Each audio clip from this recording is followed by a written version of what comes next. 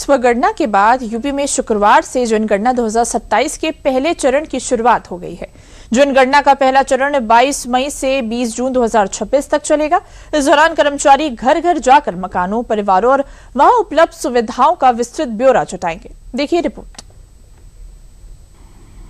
UP में 16वीं जनगणना का महाअभियान अब जमीनी स्तर पर पहुंच चुका है। हर दरवाजे पर दस्तक देकर अब प्रदेश की तस्वीर कागजों में उतारी जाएगी।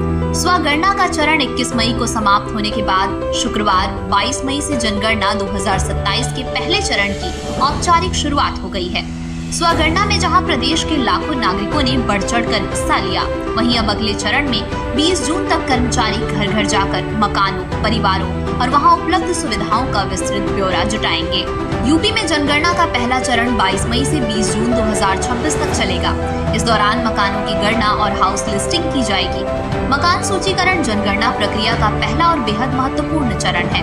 इसके तहत हर भवन, मकान और परिवार का व्यवस्थित रूप से रिकॉर्ड तैयार किया जाता है, ताकि देश में उपलब्ध आवासों, सुविधाओं और संपत्तियों का सटीक डेटा मिल सके।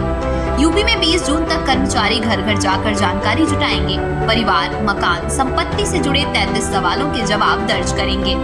इसके अलावा जिन्होंने स्वगणना पहले पूरी कर ली है, वो गणना कर्मियों को अपना रजिस्ट्रेशन नंबर दिखा सकते हैं। इसके लिए किसी भी प्रकार का OTP साझा नहीं करना होगा। प्रगड़ा के एक नक्शा बनाएंगे और नक्शा बनाने के बाद हर एक मकान को, उत्तर प्रदेश में ऐसा कोई मकान नहीं होगा जिसके बाहर आप नंबर ना देखें, ठीक है। तो एक नंबर देंगे और उसके बाद जो है वो एक फॉर्म जिसमें कि 33 प्रश्न है, जो अधिसूचित प्रश्न है, उसको पूछेंगे। वो फॉर्म जो है इस बार डिजिटली भरेंगे। वो अपने मोबाइल ऐप को लेकर आएंगे, आपसे कोई दस्तावेज़ नहीं मांगेंगे।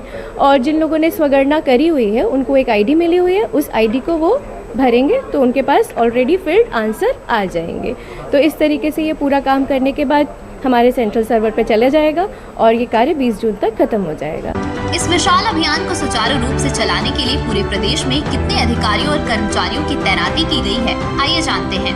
प्रदेश को लगभग 3.90 लाख गणना ब्लॉकों में विभाजित किया गया है। जनगणना के लिए प्रदेश में करीब 5.25 लाख अधिकारियों और कर्मचारियों की तैनाती की गई है। इसमें 18 मंडल आयुक्त, 75 जिलाधिकारी, 17 नगर आयुक्त, 1195 चार्ज अधिकारी, 285 मास्टर ट्रेनर, 6,939 फील्ड ट्रेनर और करीब 5 लाख प्रगणक व पर्यवेक्षक शामिल हैं। प्रत्येक ब्लॉक में 800 से 1000 लोगों की गणना की जाएगी। जनगणना के अंतिम आंकड़े 1 मार्च 2027 की रात 12 बजे जारी किए जाएंगे, जिसके आधार पर देश की कुल जनसंख्या घोषित की जाएगी। इसके लिए 31 दिसंबर 2025 को प्रशासनिक सीमाएं फ्रीज कर दी गई हैं। इस बार की जनगणना की सबसे बड़ी खासियत ये है कि इसे पूरी तरह डिजिटल माध्यम से संपन्न किया जाएगा। डेटा संग्रहण के लिए मोबाइल ऐप का उपयोग किया जाएगा, जिससे प्रक्रिया तेज और पारदर्शी होगी।